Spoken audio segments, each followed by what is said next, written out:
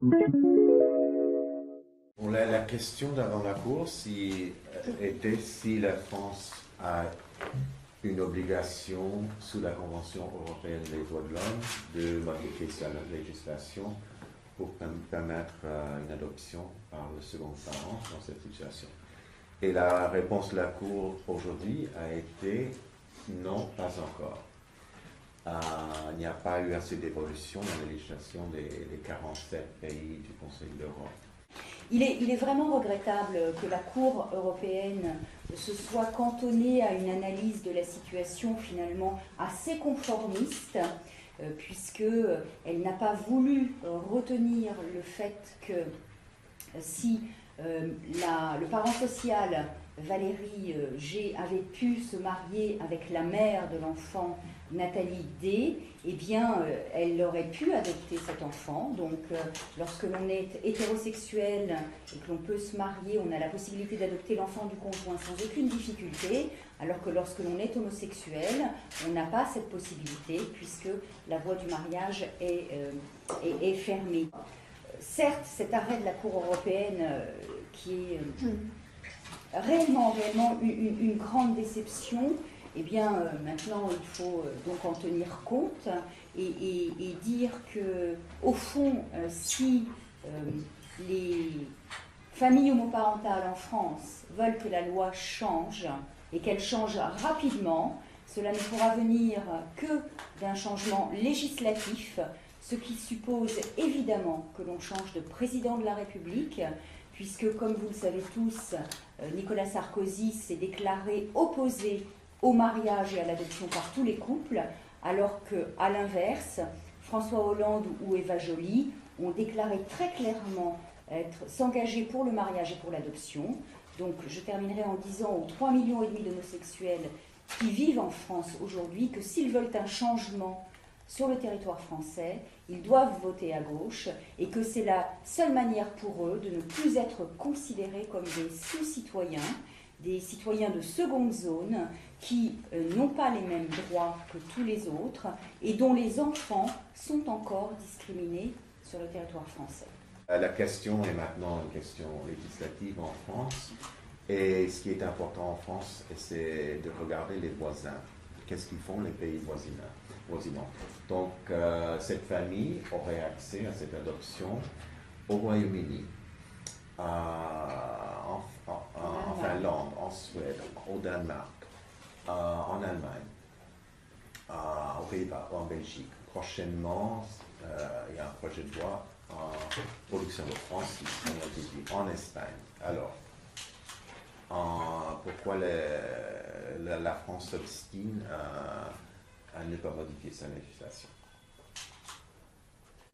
La question que j'ai posée à la Cour, c'était que est-ce dans l'intérêt de l'enfant d'avoir 2 parents juridiques ou un parent juridique? Qu'est-ce qui est mieux pour l'enfant? Et pour des juridictions au Royaume-Uni, aux États-Unis, au Canada, au Brésil, la réponse a été claire. En Afrique du Sud, 2 parents juridiques sont meilleurs pour l'enfant qu'un seul parent juridique. Parce que rien ne va changer dans cette famille.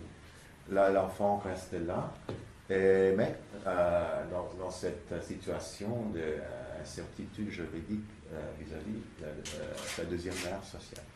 Vous évoquiez tout à l'heure une autre affaire du même style en Autriche. Est-ce que vous pouvez nous expliquer de quoi il s'agit ?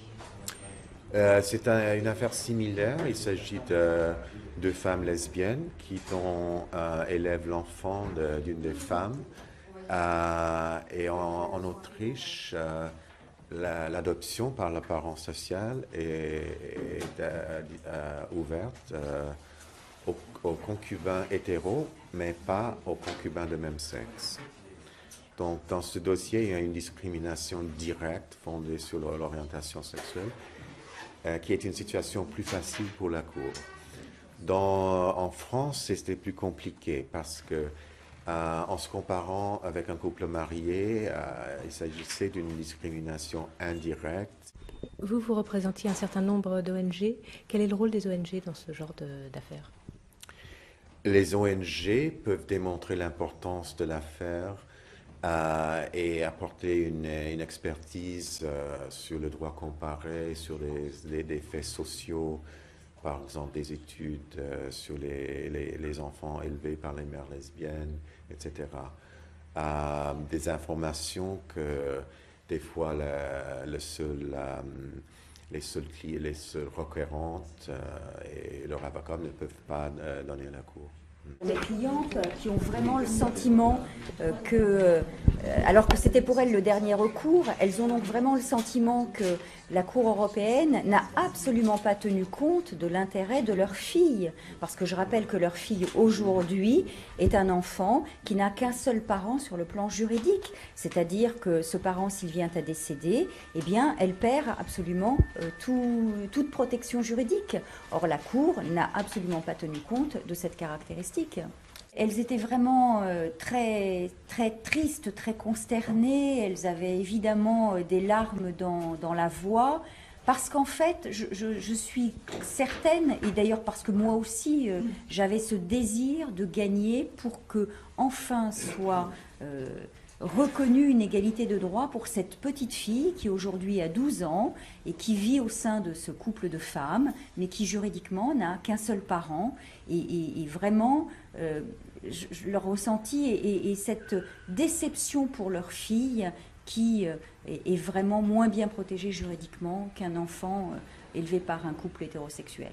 Il y a un décalage extrêmement grand entre la classe politique de droite et l'opinion française qui est majoritairement favorable au mariage et à l'adoption. Donc ça n'est pas toute la société française qui est en retard, c'est uniquement la classe politique de droite qui est en retard. En revanche, l'opinion publique française, elle, est favorable au mariage et à l'adoption. Et en ce sens-là, elle rejoint la position des différents pays qui aujourd'hui en Europe, il y en a près de 11 qui permettent l'adoption par le second parent au sein d'un couple homosexuel.